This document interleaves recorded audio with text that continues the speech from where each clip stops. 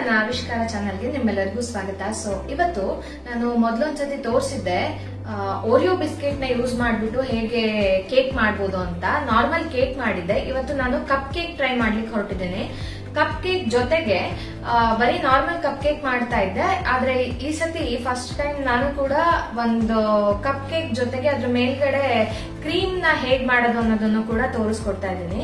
So cup cake ಮಾಡ್ಲಿಕ್ಕೆ ನಾನು ಒಂದು ಫುಲ್ ಬೌಲ್ ಆಗುವಷ್ಟು ಅಂದ್ರೆ 4 ದೊಡ್ಡ ಪ್ಯಾಕೆಟ್ ಓರಿಯೋ ಬಿಸ್ಕೆಟ್ ತಗೊಂಡಿದ್ದೀನಿ. ಅದು ಕೂಡ ಓರಿಯೋ ಬಿಸ್ಕೆಟ್ ಅಲ್ಲಿ 2 ಫ್ಲೇವರ್ ಬರುತ್ತೆ. ಒಂದು ಈ ತರ ಚಾಕ್ಲೇಟ್ ಫ್ಲೇವರ್ ಇರುತ್ತೆ, ಇನ್ನೊಂದು ವೆನಿಲಾ ಫ್ಲೇವರ್ ಇರುತ್ತೆ. ಈ ಕೇಕ್ ಮಾಡ್ಲಿಕ್ಕೆ ಚಾಕ್ಲೇಟ್ ಫ್ಲೇವರ್ ತಗೊಂಡ್ರೆ ತುಂಬಾ ಚೆನ್ನಾಗಿ ಬರುತ್ತೆ. ಫಸ್ಟ್ ಗೆ ಇದನ್ನ ನಾವು ನೈಸ್ ಆಗಿ ಮಿಕ್ಸರ್ ಮಾಡ್ಕೊಂಡು ಬರೋಣ. ಇವಾಗ ನಾನು ಇಷ್ಟು ನೈಸ್ ಆಗಿ ರುಬ್ಕೊಂಡ್ ಬಂದಿದ್ದೀನಿ. ಇದನ್ನ ಮಿಕ್ಸಿಗೆ ಹಾಕೊಂಡ್ ಬಂದಿದ್ದೀನಿ. ಇಷ್ಟು ನೈಸ್ ಆದ್ರೆ ಸಾಕು. ಆಮೇಲೆ ಬೇಕಂದ್ರೆ ನೀವು ಸ್ವಲ್ಪ ಸಕ್ಕರೆಯನ್ನ ಮಿಕ್ಸ್ ಮಾಡ್ಕೊಳ್ಬಹುದು. ಸಕ್ಕರೆ ಇದಕ್ಕೆ ನಾನು ಹೆಚ್ಚು ಹಾಕ್ಲಿಲ್ಲ, ಒಂದು ½ ಟೀ ಸ್ಪೂನ್ ಅಷ್ಟು ಹಾಕಿದ್ದೀನಿ. ಯಾಕೆಂತ ಹೇಳಿದ್ರೆ ನಾನು ಕ್ರೀಮ್ ಇದಕ್ಕೆ ಇನ್ಕ್ಲೂಡ್ ಮಾಡ್ತಾ ಇರೋದ್ರಿಂದ ತುಂಬಾ ಸ್ವೀಟ್ನೆಸ್ ಅಂತ ಅನ್ಸುತ್ತೆ, ಅದಕ್ಕೋಸ್ಕರ ಇದಕ್ಕೆ ನಾನು ಹಾಕ್ತಾ ಇಲ್ಲ. ಇವಾಗ ಹಾಲನ್ನ ಹಾಕೊಂಡು ನಿಧಾನಕ್ಕೆ ಮಿಕ್ಸ್ ಮಾಡ್ತಾ ಹೋಗೋಣ. ಒಂದೇ ಸತಿಗೆ ಇದಕ್ಕೆ ಹಾಲು ಹಾಕೋಬಾರ್ದು, ಸ್ವಲ್ಪ ಸ್ವಲ್ಪನೇ ಹಾಲು ಹಾಕೊಂಡು ಮಿಕ್ಸ್ ಮಾಡ್ತಾ ಬರೋಣ. ಹೆಂಗಾಗತ್ತೆ ಅಂತ ನೋಡ್ತಾ ಹೋಗೋಣ. ಒಂದೇ ಸತಿಗೆ ಹಾಕೋಬಿಟ್ರೆ ನಮ್ಗೆ ಗೊತ್ತಾಗೋದಿಲ್ಲ ಅದು. ಹಾಲು ನಾನೀಗ ಇದರಲ್ಲಿ ½ ಲೀಟರ್ ಅಷ್ಟು ತಗೊಂಡಿದ್ದೀನಿ. ಫುಲ್ ಪ್ಯಾಕೆಟ್ ಓಪನ್ ಮಾಡ್ಕೊಂಡಿದ್ದೀನಿ, ಬಟ್ ಫುಲ್ ಪ್ಯಾಕೆಟ್ ಬೇಕಾಗೋದಿಲ್ಲ, ಅದರಲ್ಲೂ ಕೂಡ ಉಳಿಯುತ್ತೆ. ಚೆನ್ನಾಗಿ ಈ ತರ ಮಿಕ್ಸ್ ಮಾಡ್ಕೊಳ್ಬೇಕು. ಆ ಕ್ರೀಮಿ ಟೆಕ್ಸ್ಚರ್ ಬಂದ್ರೆ ಮಾತ್ರ ಚೆನ್ನಾಗಾಗೋದು.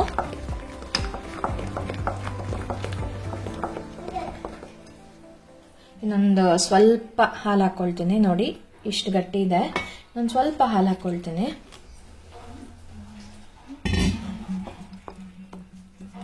ಚೆನ್ನಾಗಿ ಮಿಕ್ಸ್ ಮಾಡ್ಕೊಳ್ಬೇಕು.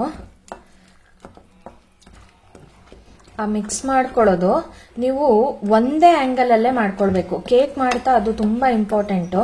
ನೀವು ಹಿಂಗೆ ಹಿಂಗೆ ಹಿಂಗೆ ಎಲ್ಲಾ ರೀತಿನೂ ಕಲಿಸಬಾರ್ದು, ಒಂದ್ ಆಂಗಲ್ ಅಲ್ಲಿ ಮಾತ್ರ ಕಲಿಸ್ತಾ ಹೋಗ್ಬೇಕು ಅದನ್ನ. ನೋಡಿ ಬ್ಯಾಕ್ ಗ್ರೌಂಡ್ ಅಲ್ಲಿ ನನ್ನ ಮಗಂದು ಸೌಂಡ್ ಕೇಳಿಸ್ಬೋದು. ಹೀಗೆ ನಿಧಾನಕ್ಕೆ ಸ್ವಲ್ಪ ಸ್ವಲ್ಪನೇ ಹಾಕೊಂಡು ನಾವು ಕಲ್ಸ್ಕೊತಾ ಹೋಗ್ಬೇಕು. ಒಂದೇ ಸತಿ ಮಿಕ್ಸ್ ಮಾಡಬಾರ್ದು. ಈಗ ಇದು ಈ ತರ ಇಡ್ತಾ ಇದೆ. ಇನ್ನೂ ಒಂದ್ ಸ್ವಲ್ಪ ನಾನು ಹಾಕೊಳ್ತಾ ಇದ್ದೀನಿ. ಇಷ್ಟು ಹಾಕೊಂಡೆ ಸಾಕಾಗತ್ತೆ. ನೋಡಿ ಇದನ್ನ ಸ್ಮೂತ್ ಟೆಕ್ಸ್ಚರ್ ಆಗೋ ತನಕ ನಿಮಗೆ ಗೊತ್ತಾಗುತ್ತೆ. ಅಲ್ಲಿ ತನಕ ಅದನ್ನ ಕ್ಲೀನ್ ಆಗಿ ಮಿಕ್ಸ್ ಮಾಡ್ಕೊಳ್ಬೇಕು.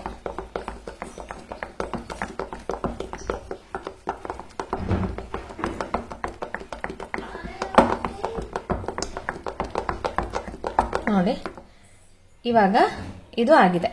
ಈ ತರ ಆಗ್ಬೇಕು. ಇಷ್ಟು ಸ್ಮೂತ್ ಆಗಿ ಬರ್ಬೇಕು. ಕಾಣಿಸ್ತಾ ಇರ್ಬೋದು ನಿಮ್ಗೆ. ಈ ತರ ಆಗ್ಬೇಕು. ಅವಾಗ ಆಗಿದೆ ಅಂತ. ಲಾಸ್ಟಿಗೆ ಮಾತ್ರ ನಾವು ಏನೋ ಹಾಕೊಳ್ಬೇಕು. ಅಂದ್ರೆ ನೀವಿನ್ನೇನು ಓವೆನಿಗೆ ಇಡ್ತಾ ಇದ್ದೀರಾ ಅನ್ನೋ ಹೊತ್ತಿಗೆ ಹಾಕಿ ಒಂದ್ಸತಿ ಸ್ಟೀರ್ ಮಾಡಿ ಈ ತರ. ಆಮೇಲೆ ನೀವು ಓವೆನ್ ಅಲ್ಲಿ ಇಡ್ಬೋದು.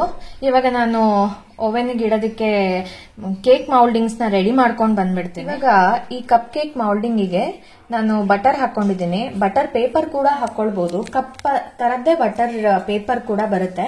ಸೊ ನಾವು ಕಪ್ ಕೇಕ್ ಯೂಶಲಿ ಬೇಕರಿನಲ್ಲಿ ಹೇಗೆ ತಿಂತೀವೋ ಅದೇ ತರದ್ದೇ ಪೇಪರ್ ಕೂಡ ಬರುತ್ತೆ. ನನ್ನ ಹತ್ರ ಅದು ಈಗ ಅವೈಲೇಬಲ್ ಇಲ್ಲದೆ ಇರೋ ಕಾರಣ ಈ ರೀತಿ ಸುತ್ತನೂ ಕೂಡ ನಾವು ಹೇಗೆ ಇಡ್ಲಿ ಪಾತ್ರೆಗೆ ಹಚ್ಕೊಳ್ತೀವಲ್ಲ ಅದೇ ತರ ನಾನು ಬಟರ್ ಹಚ್ಕೊಂಡಿದ್ದೀನಿ. ಇವಾಗ ನೆಕ್ಸ್ಟ್ ಸ್ಟೆಪ್ ಏನಪ್ಪಾ ಅಂತ ಹೇಳಿದ್ರೆ, ನಾನು ಏನೋ ತಗೊಂಡಿದ್ದೀನಿ. ಇದು ಲೆಮನ್ ಫ್ಲೇವರ್ದು. ನೀವು ಯಾವ್ದು ಫ್ಲೇವರ್ ಇಲ್ಲದೆ ಇರೋದು ಕೂಡ ತಗೊಳ್ಬಹುದು. ಸೊ ಅದನ್ನ ಒಂದು 3/4 ಟೀ ಸ್ಪೂನ್ ಆಗುವಷ್ಟು ಹಾಕೊಳ್ಬೇಕು. ಅಂದ್ರೆ ನಾನು ಬ್ಯಾಟರ್ ತುಂಬಾ ಇರೋದ್ರಿಂದ ನಾನು 3/4 ಸ್ಪೂನ್ ಹಾಕೊಳ್ತಾ ಇದ್ದೀನಿ. ನೀವು ನೋಡ್ಕೊಂಡು ಹಾಕೊಳ್ಬೇಕು. ಮೇನು ಇದು ಒಂದೇ ಆಂಗಲ್ ಅಲ್ಲೇ ನಾವು ಸ್ಟಿರ್ ಮಾಡ್ಕೊಳ್ಬೇಕು. ಈ ತರ ಏನೋ ಹಾಕಿದ ಮೇಲೆ ನೀವು ಜಾಸ್ತಿ ಹೊತ್ತು ಬಿಡಕ್ಕಾಗಲ್ಲ, ಯಾಕೆಂದ್ರೆ ಉಬ್ಬು ಬಿಡತ್ತೆ. ಸೊ ಬೇಗ ಬೇಕ್ ಮಾಡಲಿಕ್ಕೆ ಇಟ್ಕೊಂಡ್ಬಿಡ್ಬೇಕು. ಈ ತರ ನೈಸ್ ಆಗೋ ತರ ಮಾಡ್ಕೊಳ್ಬೇಕು. ಸೊ ಇವಾಗ ಇದನ್ನ ಹಾಕೊಂಡ್ಬಿಡೋಣ. ಈಗ ಈ ತರ ಹಾಕೊಂಡ್ಬರೋಣ. ಫುಲ್ ಹಾಕಬೇಡಿ, ಒಂದು ಮುಕ್ಕಾಲಷ್ಟು ಮಾತ್ರ ಹಾಕೊಳ್ಬೇಕು.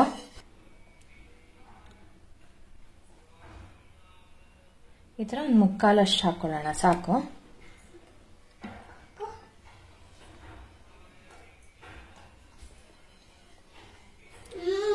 ಸೊ ಇವಾಗ ಎಲ್ಲದು ಹಾಕೊಂಡಿದ್ದೀನಿ. ಇದನ್ನ ಈಗ ಓವೆನ್ ಅಲ್ಲಿ ಇಟ್ಟು ಬೇಕ್ ಮಾಡ್ಕೊಂಡು ಬರೋಣ. ಆಲ್ಮೋಸ್ಟ್ ನಾನು ಒಂದು 20 to 25 ಮಿನಿಟ್ಸ್ ಇಡ್ತೀನಿ. ಪ್ರೀ ಹೀಟ್ ಎಲ್ಲ ಏನು ಮಾಡ್ಕೊಳ್ಳೋದಿಲ್ಲ, ನಾನು ಡೈರೆಕ್ಟ್ ಆಗಿನೇ ಇಡ್ತೀನಿ.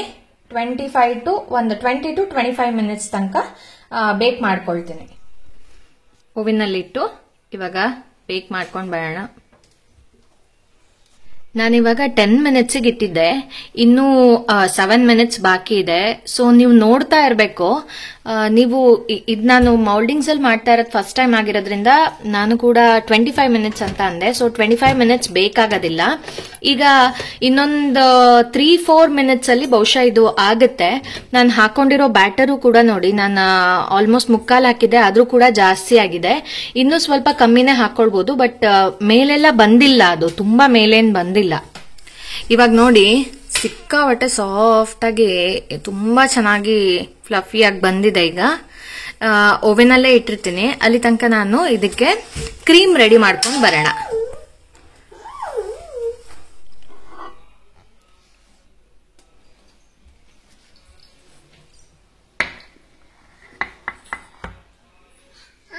ಇನ್ನು ನಿಮ್ಗೆ ಸುತ್ತಲೂ ಕೂಡ ಇದು ಇನ್ನು ಮಾಯಿಶ್ಚರ್ ಇರೋ ತರ ಕಾಣ್ತಾ ಇದೆ. ಸೊ ಹೀಗಾಗಿ ನಿಮ್ಗೆ ಅನುಮಾನ ಬರ್ಬೋದು ಇದಾಗಿದೆಯೋ ಇಲ್ವೋ ಅಂತ. ಅವಾಗ ಒಂದು ಟೂತ್ ಪಿಕ್ ತಗೊಂಡು ನೀವೇನ್ ಮಾಡ್ಬೇಕು ಅಂದ್ರೆ ಹಿಂಗ್ ಹಾಕಿ ನೋಡಿ, ಸ್ವಲ್ಪನೂ ಕೂಡ ಅಂಟ್ಕೊಳ್ತಾ ಇಲ್ಲ, ಅಂದ್ರೆ ಇದು ಆಗಿದೆ ಅಂತ. ಇವಾಗ ಕ್ರೀಮ್ ಮಾಡ್ಲಿಕ್ಕೆ ನಾನು ಒಂದು 100 to 110 ಗ್ರಾಮ್ ಆಗುವಷ್ಟು ಬಟರ್ ತಗೊಂಡಿದ್ದೀನಿ. ಆಮೇಲೆ ಐಸಿಂಗ್ ಶುಗರ್ ಅಂತ ಸಿಗುತ್ತೆ. ಸೊ ಆ ಐಸಿಂಗ್ ಶುಗರ್ ಈ ರೀತಿಯಾದಂತಹ ಕಪ್ಪಲ್ಲಿ ಒಂದು ಫುಲ್ ಕಪ್ ತಗೊಂಡಿದ್ದೀನಿ. ಆ ಫುಲ್ ಕಪ್ಪಿಗೆ 1/4 ಕಪ್ ಆಗುವಷ್ಟು ನಾವು ಕೋಕೋ ಪೌಡರ್ನ ತಗೊಳ್ಬೇಕು.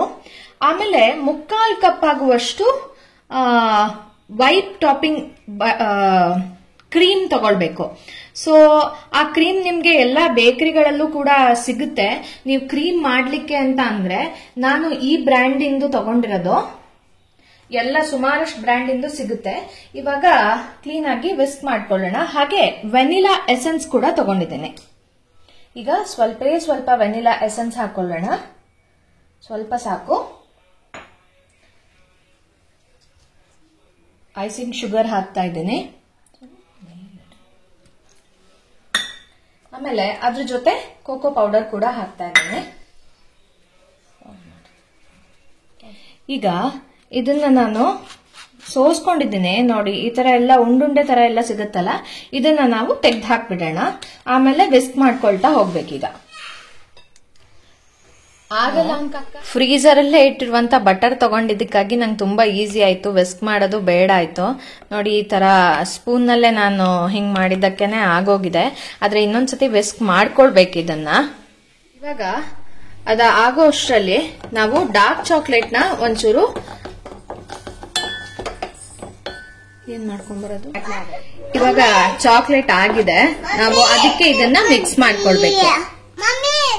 ಇವಾಗ ಕ್ರೀಮ್ ಹಾಕೊಳ್ತಾ ಇದ್ದೀನಿ.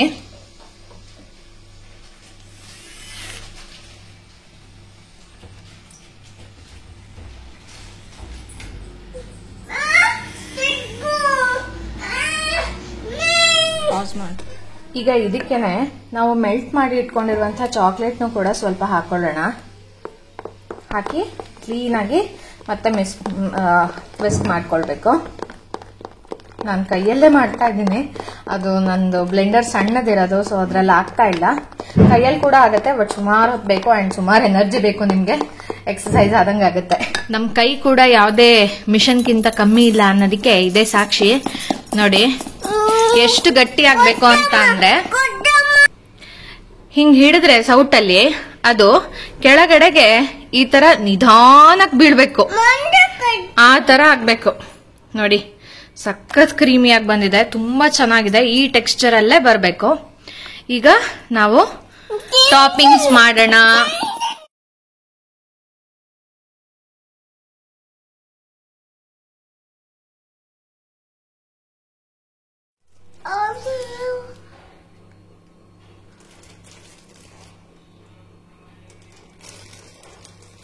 ಈ ರೀತಿ ಬಾಲ್ಸ್ಗಳು ಮತ್ತೆ ಜೆಮ್ಸು ಯಾವ ಶೇಪ್ ಬೇಕಾದ್ರೂ ಸಿಗುತ್ತೆ ನಿಮ್ಗೆ ಮಾರ್ಕೆಟ್ಗಳಲ್ಲಿ. ಸೊ ಇದು ಶುಗರ್ ಬಾಲ್ಸ್ ಅಲ್ವಾ? ಶುಗರ್ ಬಾಲ್ಸ್, ಹೌದು, ಶುಗರ್ ಬಾಲ್ಸ್. ಒಳ್ಳೆ ಮಣಿ ಕಂಡಂಗ್ ಕಾಣುತ್ತೆ. ನೋಡಿ ಯಾವ ತರ ಶೇಪ್ ಅಲ್ಲಿ ಯಾವ ಕಲರ್ ಬೇಕಾದ್ರೂ ಸಿಗುತ್ತೆ. ಈ ತರ ಸ್ಟಾರ್ಸು ಒಂಥರ ಮಕ್ಕಳಿಗೆ ಅಟ್ರಾಕ್ಷನ್ ಇದೆಲ್ಲ.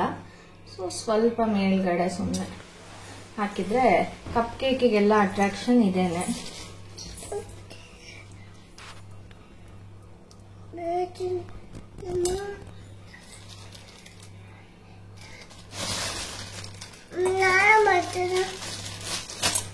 So cup cake is ready to serve and ready to eat. So ಈ ವಿಡಿಯೋ ನಿಮ್ಮೆಲ್ಲರಿಗೂ ಇಷ್ಟ ಆದ್ರೆ ಒಂದ್ಸತಿ ಈ ಕಪ್ ಕೇಕ್ ನ ಹಾಗೂ ಕ್ರೀಮ್ ಕಪ್ ಕೇಕ್ ನ ಟ್ರೈ ಮಾಡಿ, ಹಾಗೂ ಕಾಮೆಂಟ್ ಅಲ್ಲಿ ನಮ್ಗೆ ತಿಳಿಸಿ ಹೇಗೆ ಬಂತು ಅಂತ ಹೇಳ್ಬಿಟ್ಟು. ಹಾಗೆ ಚಾನೆಲ್ನ ಸಬ್ಸ್ಕ್ರೈಬ್ ಮಾಡೋದನ್ನ ಮಾತ್ರ ಮರಿಬೇಡಿ. ಧನ್ಯವಾದ.